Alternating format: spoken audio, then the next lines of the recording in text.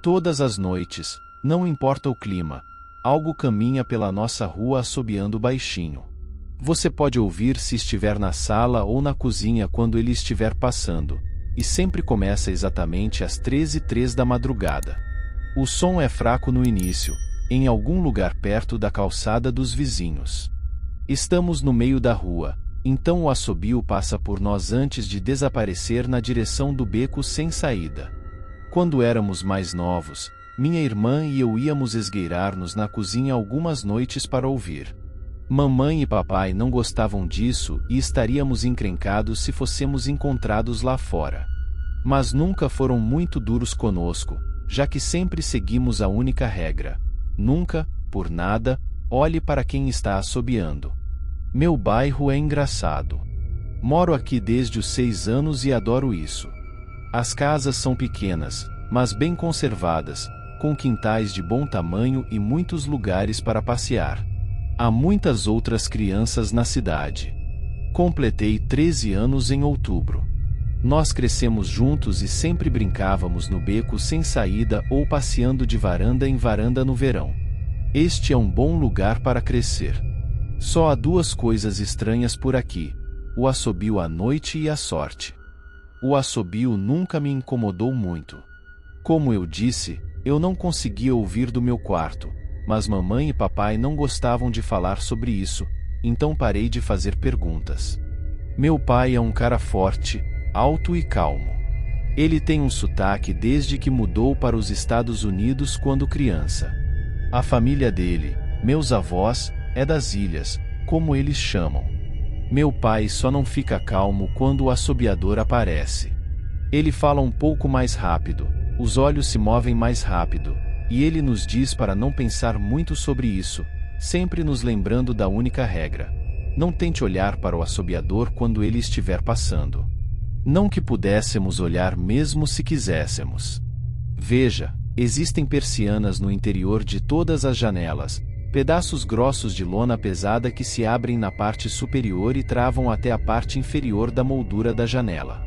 Cada trava tem até uma pequena fechadura, aproximadamente do tamanho que você encontraria em um diário. Meu pai tranca todas as persianas todas as noites antes de irmos para a cama e mantém a chave em seu quarto. Minha mãe, eu não sei o que ela pensa sobre o assobio. Eu a vi na sala antes das 13h03, quando o som começa. Ela não fica lá com frequência, pelo menos eu não a peguei muito, mas 1 ou 2 vezes por mês, eu acho. Ela fica sentada no nosso grande sofá vermelho, apenas ouvindo. O assobiador tem a mesma música todas as noites. É até um pouco alegre. Lembra quando eu disse que existem 2 coisas estranhas sobre onde eu moro? Bem, além do nosso assobiador noturno, todo mundo no bairro tem muita sorte. É difícil de explicar e papai também não gosta que falemos sobre essa parte, mas coisas boas parecem acontecer muito com as pessoas daqui. Geralmente são pequenas coisas, como ganhar um concurso de rádio, conseguir uma promoção inesperada no trabalho ou encontrar algumas pontas de flechas enterradas no quintal. Você sabe, do tipo autêntico que vale muito dinheiro. O tempo aqui é bom, e os jardins de todos florescem muito mais no outono. Milhares de pequenas bênçãos, como minha mãe costuma dizer, mas a principal razão pela qual ficamos aqui, porque nos mudamos para cá em primeiro lugar, foi a Lola. Ela nasceu muito doente, com algo nos pulmões.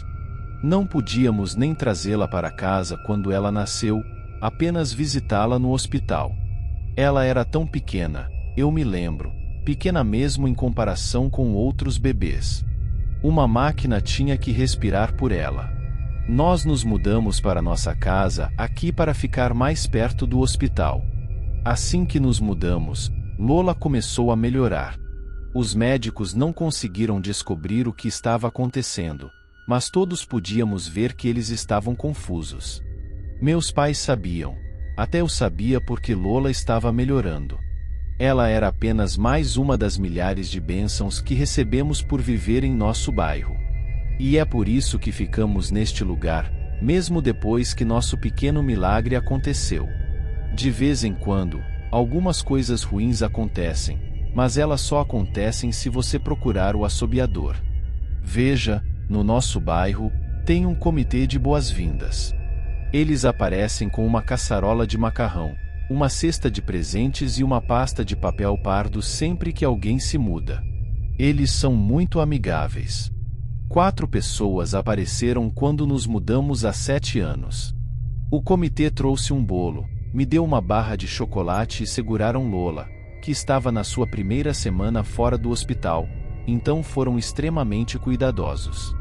Depois, o comitê pediu para falar com meus pais em particular, então fui enviado para o meu quarto, onde ainda consegui ouvir quase toda a conversa. O comitê de boas-vindas contou aos meus pais como o bairro era realmente excepcional, difícil de explicar.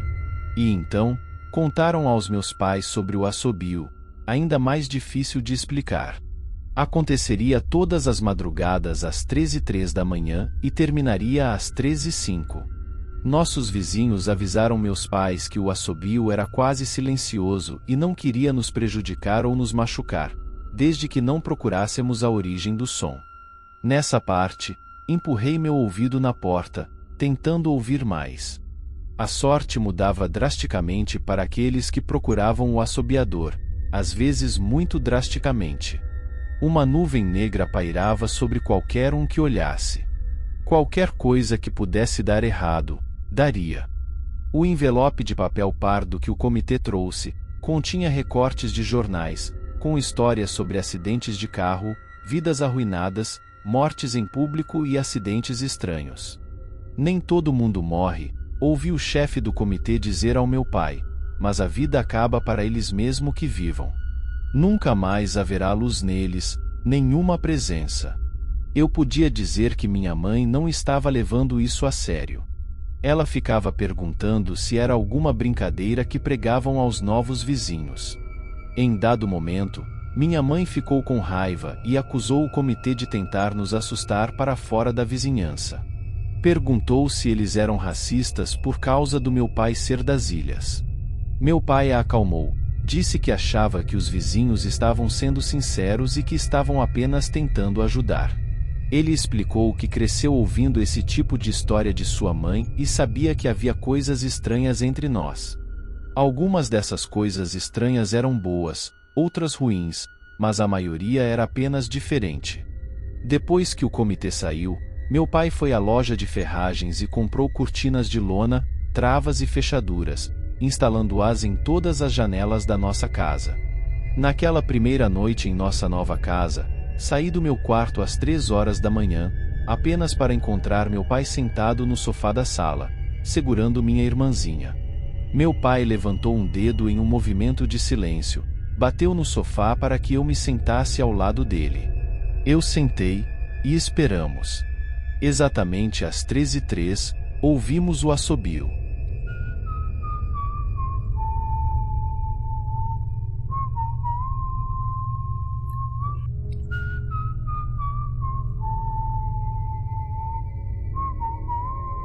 Ele veio exatamente como nossos vizinhos disseram.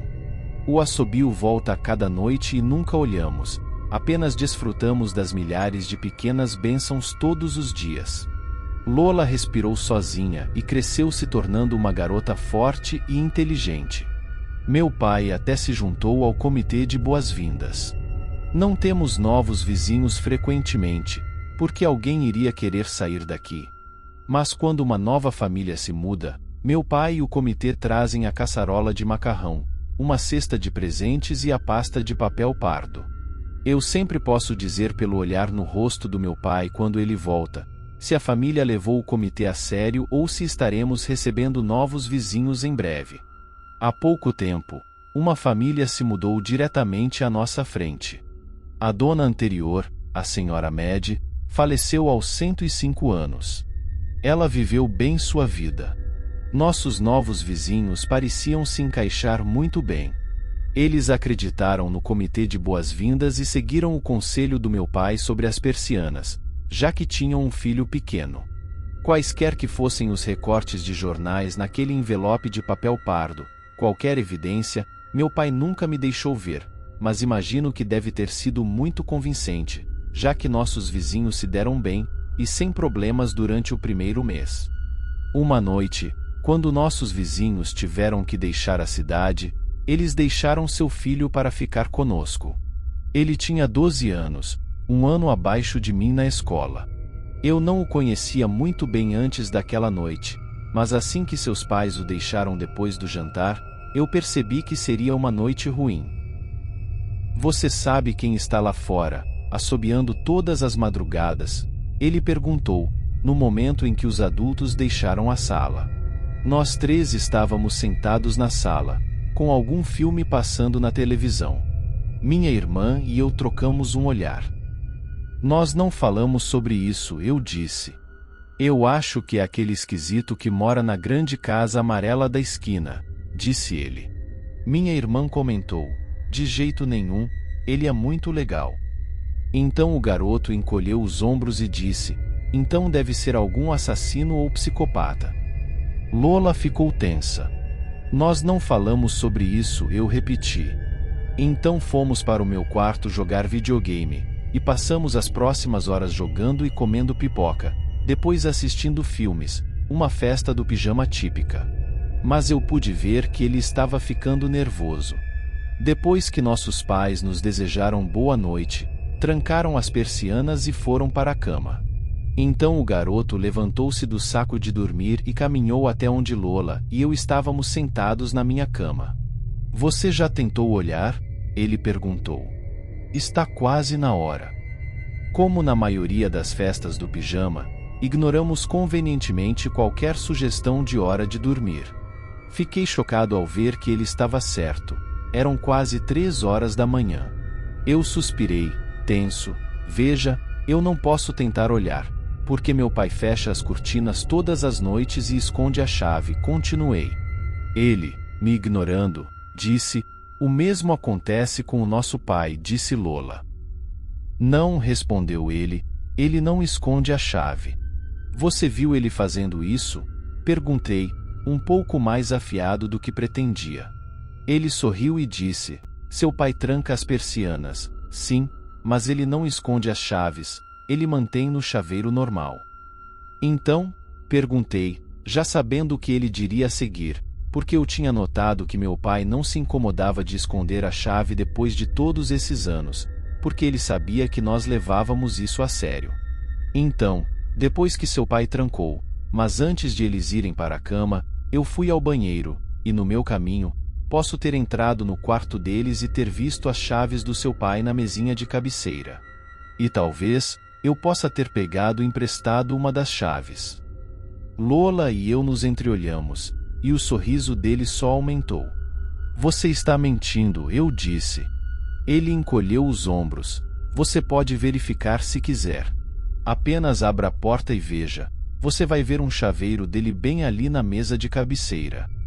Fiquem aqui, eu disse aos dois, não façam nenhum barulho. Corri para o quarto dos meus pais, mas hesitei na porta.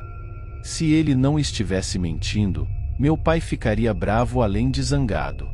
Eu estava com medo de pensar nisso, mas tinha mais medo de uma janela aberta com o assobiador do lado de fora. Abri a porta apenas 1 centímetro e olhei para dentro, mas estava escuro demais para ver. Avancei 2 passos no escuro e congelei. O assobio começou. Eu podia ouvir claramente do quarto dos meus pais. Eu nunca tinha percebido antes, mas eles devem ouvir o som todas as noites desde que nos mudamos para cá. Eles nunca nos disseram isso. Acho que eu não conseguiria dormir com isso. Fiquei lá, ouvindo o assobio se aproximar, sem saber se deveria acender a luz ou chamar meu pai. Sons suaves da sala me trouxeram de volta à realidade. Saí correndo do quarto dos meus pais. O garoto e Lola estavam em pé perto da porta da frente, ao lado da janela. Ele não estava mentindo. Eu podia vê-lo mexendo na fechadura de 2 persianas. Ouvi um clique, ele já tinha destrancado uma. Ele soltou uma risada rápida. Lola estava ao lado dele, curvada, com medo, mas talvez curiosa. O assobio estava do lado de fora da nossa casa agora. Acho que fiz algum som, não lembro se gritei. O tempo parecia congelado, mas me vi em movimento. Não sou rápido, nunca fui atlético. Mas de alguma forma cobrir o espaço entre mim e Lola em um momento. Meus olhos estavam fixados nela. Eu ouvi ele puxar a cortina para baixo para soltar. O estalo começou a aumentar, e ouvi o assobio do outro lado da janela. Mas eu tinha meus braços em volta de Lola e a virei para que ela ficasse de costas para a janela. Ao mesmo tempo, fechei os olhos com força. A cortina se abriu. O assobio parou. Eu senti Lola tremendo em meus braços. Não olhe, ok? Eu disse a ela. Não se vire. Estávamos posicionados de modo que ela estava voltada para o corredor, e eu estava na frente da janela, meus olhos ainda fechados. Eu senti o garoto no meu ombro. Estendi a mão com o braço livre e tentei alcançá-lo. Minha mão roçou seu braço. Ele estava gelado e tremendo, pior do que Lola. Eu o chamei, mas apenas silêncio. Passei por ele e cuidadosamente senti a janela, com os olhos ainda fechados. Meu corpo estava frio contra a ponta dos meus dedos, mais frio do que deveria estar para aquela época do ano. Movi minha mão pela janela, procurando a corda. Começou a ficar mais quente à medida que eu me aproximava, e havia um zumbido suave retornando na ponta dos meus dedos. Tentei não pensar no que poderia estar do outro lado da janela. Por fim, toquei a corda e fechei as cortinas. Abri meus olhos. Na fraca luz que vazava da cozinha, pude ver o garoto, pálido e tremendo, ainda olhando para a janela fechada. Eu o chamei novamente, ele se virou para mim e gritou. Tudo se tornou uma onda de movimentos. As luzes piscaram no corredor e depois na sala de estar. Os passos de meus pais batiam no chão de madeira. Não me virei para olhar para eles, meus olhos estavam colados no garoto. Mas o que aconteceu? Meu pai perguntou. Consegui me afastar dele e disse, ele olhou para fora. Eu nunca tinha visto meu pai assustado antes, mas vi naquela noite, naquele momento, um terror velho e feio costurado em seu rosto, o medo dos pais. Apenas ele olhou, meu pai perguntou. Eu assenti que sim. Meu pai soltou um suspiro. Ele parecia tão aliviado que eu quase esperava que ele aplaudisse. Mas então ele se virou para o garoto e o rosto do meu pai mudou. Eu me perguntei se ele se sentia mal por se sentir bem pelo garoto ser o único que viu. Então ouvimos uma batida na porta. Todos nós gelamos. Fiquei em silêncio, minha mãe disse. Ela ficou no limiar do corredor. Eu sempre pensei que ela era cética e que apenas meu pai acreditava, mas naquela noite todos nós éramos crentes. Percebi que meus pais trouxeram tacos de beisebol, que deveriam estar no quarto deles. A batida veio novamente, um pouco mais alto desta vez. Por favor, não abra a porta, disse o garoto, chorando. Meu pai foi até ele e o abraçou. Não vamos, meu pai prometeu, ainda segurando o seu bastão, nada vai entrar aqui esta noite. Chame a polícia, minha mãe sussurrou para meu pai. As batidas pararam instantaneamente. Meu pai olhou por cima do ombro para nós. Você acha que... Então ele foi interrompido por uma batida frenética que resultou em uma forma educada. Polícia! Alguém disse do outro lado da porta. A voz do lado de fora soava exatamente como a da minha mãe, como um papagaio repetindo as palavras de volta para ela. Polícia! Chame! Polícia! Minha mãe nos puxou para mais perto. Polícia! Polícia! Polícia! Por favor, pare, e vi ela sussurrar para si mesma. Eu não acho que ligar para eles vai ajudar, disse meu pai. Como saberemos quando eles estarão na porta? A batida voltou mais forte do que antes. A porta tremeu, então parou. Depois de um longo momento, ouvimos as batidas novamente, mas estavam vindo da nossa porta dos fundos. Todos nos viramos para a porta dos fundos, mas as batidas retornaram imediatamente para a porta da frente. Fortes barulhos na porta dos fundos, e na frente, e dos fundos, e de repente vinham das duas portas ao mesmo tempo, golpes grandes e pesados como uma marreta. Logo começou a bater contra todas as janelas da casa, depois nas paredes. Era como se estivéssemos vivendo dentro de um tambor com uma dúzia de pessoas tentando tocar ao mesmo tempo. Então o garoto gritou, e as batidas pararam. Eu não vou contar, disse ele, olhando para a porta. Prometo que não contarei a ninguém o que vi, mas por favor, vá embora. Esperamos quase um minuto. Então ouvimos um toque suave vindo da janela que ele tinha aberto. Ele começou a chorar, soluçando como um pequeno prisioneiro assistindo sua forca ser construída do lado de fora da cela. Meu pai o segurou, alisou seus cabelos, mas nunca mentiu para ele. Nunca disse que as coisas ficariam bem. As batidas na janela continuaram pelo resto da noite. Nós nos amontoamos na sala, sem saber por quanto tempo. Eventualmente, minha mãe tentou levar as crianças para o quarto, enquanto meu pai ficava olhando na porta.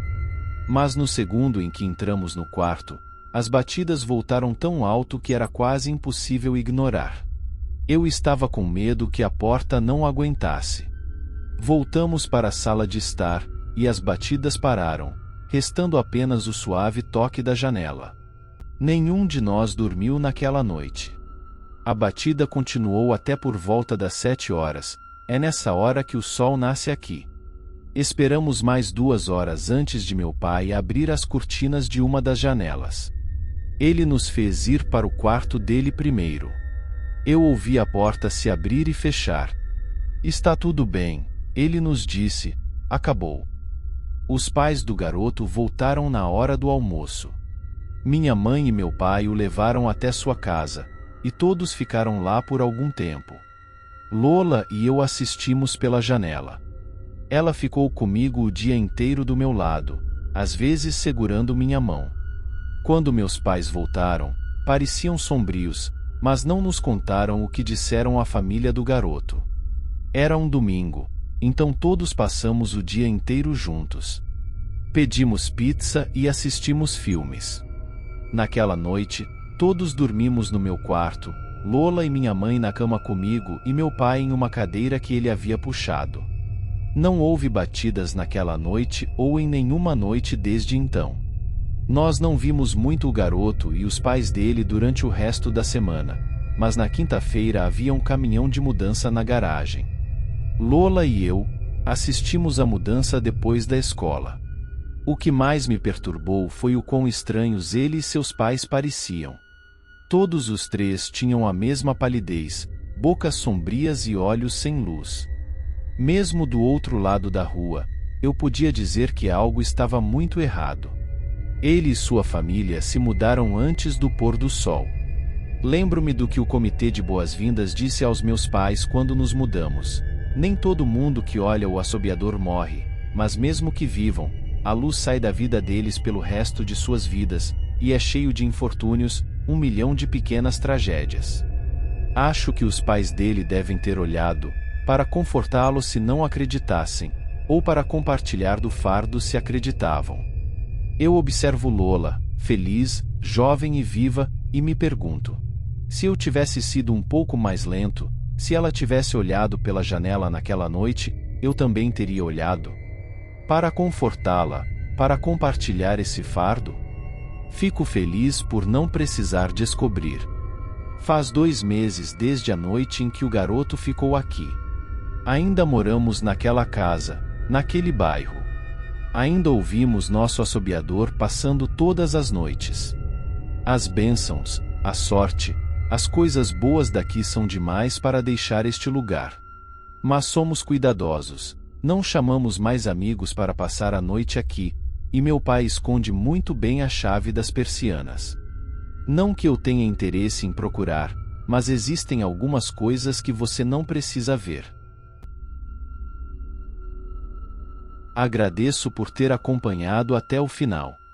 Se gostou, não se esqueça de deixar seu apoio, curtindo o vídeo e considerando se inscrever para ajudar nosso canal a crescer.